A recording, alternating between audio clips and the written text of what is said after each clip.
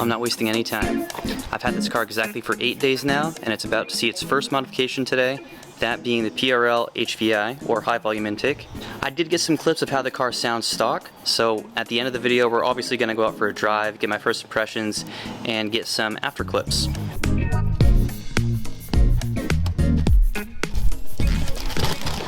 Oh sweet! They never gave you this type of stuff with the SI. Very good quality stuff from PRL. This filter did not look this big on video. This is enormous. It's already oiled up, nice. I was just about to lose my mind. For 30 minutes I was trying to get these off with a Phillips screwdriver, and all I did was strip them. Long story short, you need a 7 to 30 seconds. And you slap it right on, and there they come.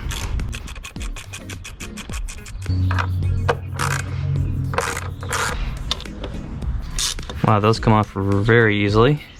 Then I want to make sure I get everything loose in before I start pulling stuff out. I'm going to take all these bolts out. There's one here,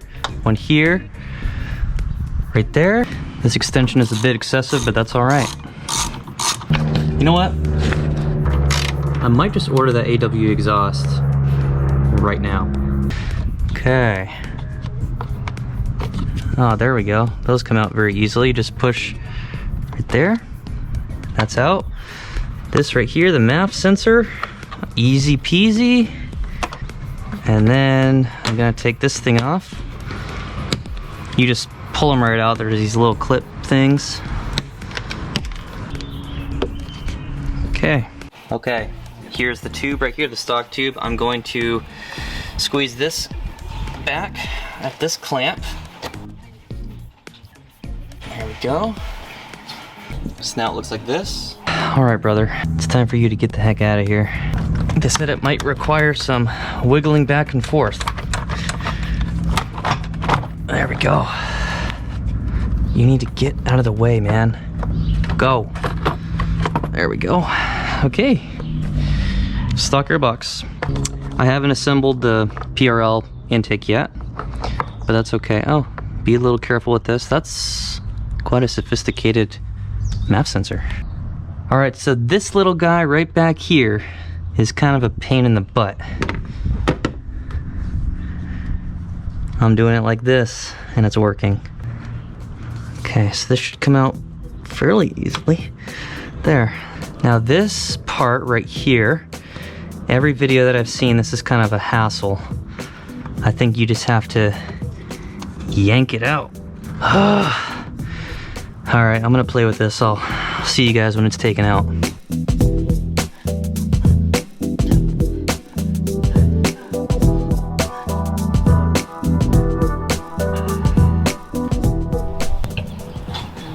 Look who it is. This is kind of a pain, but it's so fun. Positive vibes, God. I'm not a negative Nancy. Now I'm gonna get this whole thing situated. Some people do it before they take the stock one apart. I'm choosing to do it the opposite way. Take all these bolts out. They're hand tight, they're barely even in there. All right, so you wanna put this in here first, the filter. Then you're gonna put the filter plate inside the filter, the cone. What's up, dude? What are you doing, man? I'm installing the PRL intake. This is my buddy I told you about at the beginning of the video, who has the other Type R. That's crazy, man. You already put in a PRL intake? I'm not wasting any time, dude. So once we've gotten the cone filter inside the box, we're gonna take what's called a filter plate, and the wide side is going to go inside the cone filter, just like this. Now tighten up the hose clamp. All right, I got that really tight because once I get this thing tuned, it's gonna be sucking in a lot of air. In this little box right here, we're gonna have the velocity stack. Take these 4 little screws out of here. So we're gonna use an Allen wrench for these. We're gonna line up these holes. This part was way more difficult than it should have been to get these first 2 screws in. I'm gonna give them a little bit of tightening and then get the other 2. So when you're screwing in these 4 screws right here, I find it easiest to hold up, give this some pressure so it's flush against this space right here. And then I don't have very sophisticated tools, so I'm gonna do this by hand.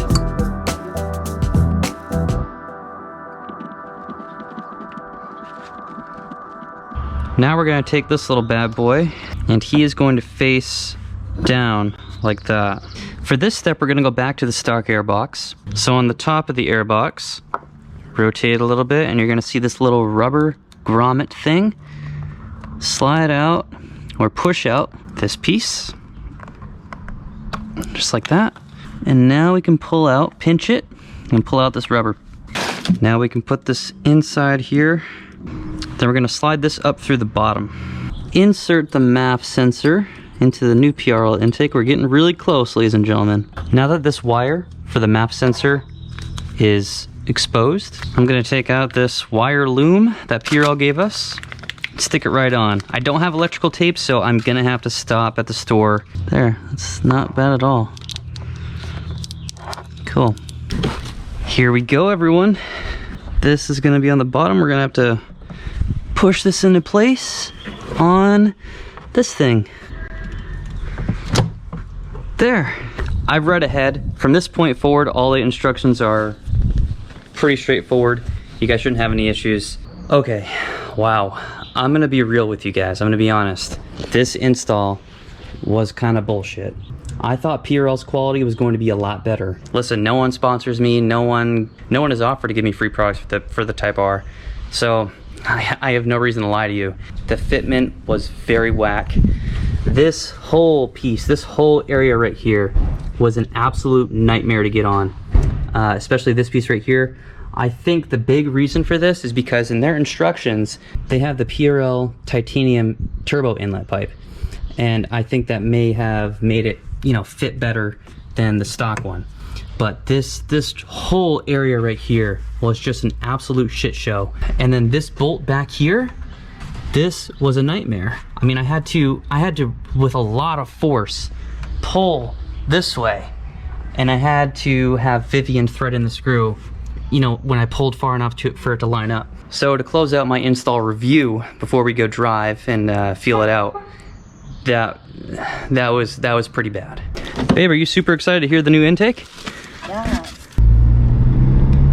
Okay, the first thing you do when you install an intake is you need to let the car get used to it first. You need to let the ECU recalibrate, I should say. We've been driving for a few minutes, the car is warmed up. Now I'm ready to give it some boost. Oh, you hear that? Oh, what a difference. That was only 3 pounds of boost. All right, guys.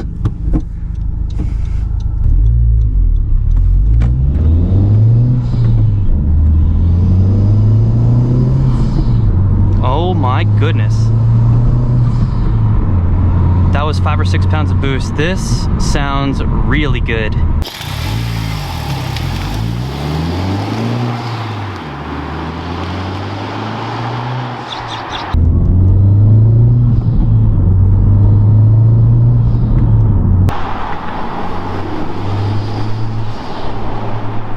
I'm gonna hit Vivian with that ricer flyby.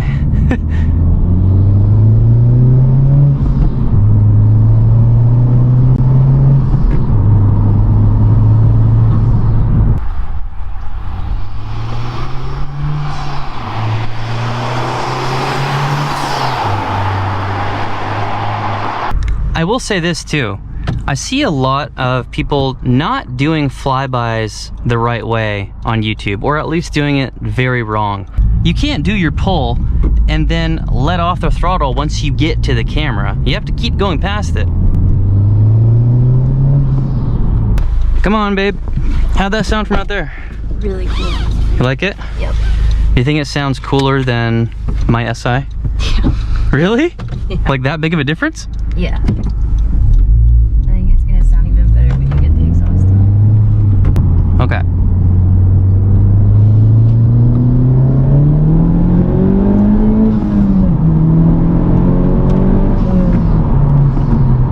Sounds a little different, not too much. I floored it with her in the car the other night. so this is where Vivian and I would like to live. We came up here a couple videos ago where I bought my camera. We were driving around those neighborhoods and they're so nice. But I mean, these homes are out of our reach right now for sure.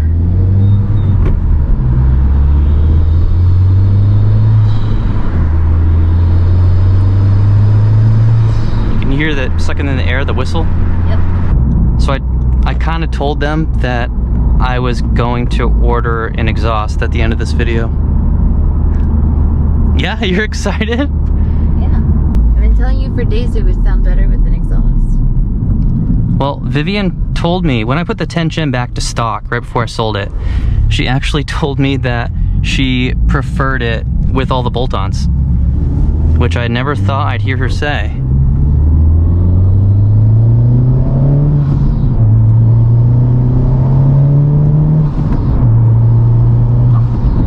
Oh yeah, that old man is digging it.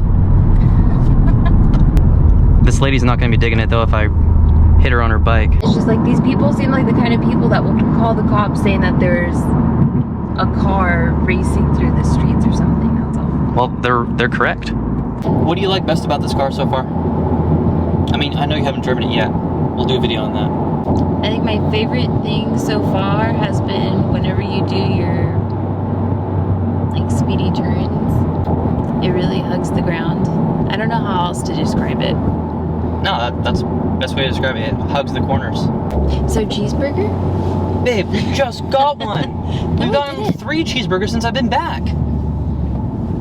Well, I was really good. Well, okay, well I messed up. Last night we went out to eat. We went down to Sacramento, downtown. And it was awesome. I mean, Sacramento's popping. I get a lot of my vocabulary from my dad. My dad says stuff like that, like it's popping, it's banging. But we went to this place called Burgers and Brew. I thought I'd be cool and get a steak and cheese. No, it was weird. It had this really weird sauce on it, like a sour, sweet sauce. I just wanted steak. I wanted steak and cheese. Like when I think of steak and cheese, I think of Subway. I don't care what you say. Subway has a great steak and cheese sandwich. But I would have taken Subway over that place. You like many times over. But you like ate the whole thing. I did eat the whole thing because you bought it for me. Look how cool she looks right now. Okay, so I should order the exhaust. Yeah. Why wouldn't you? Well, it's gonna be like $1,200. You can afford it now, Mr. Unfamous. What the fuck?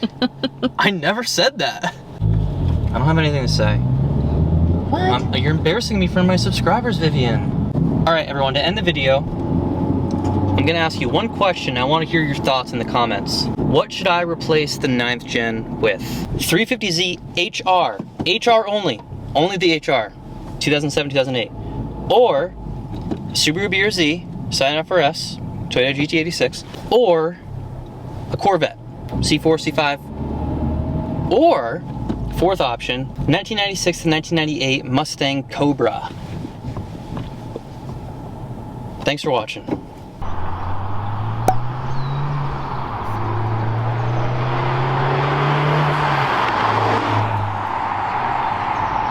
Now we need some exhaust, ladies and gentlemen. We've got to do it.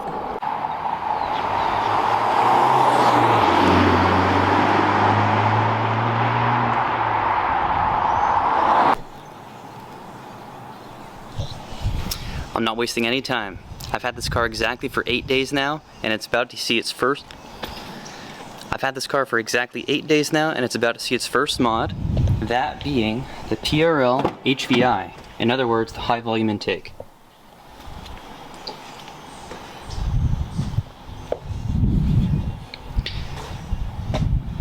I'm not wasting any time. I'm not wasting any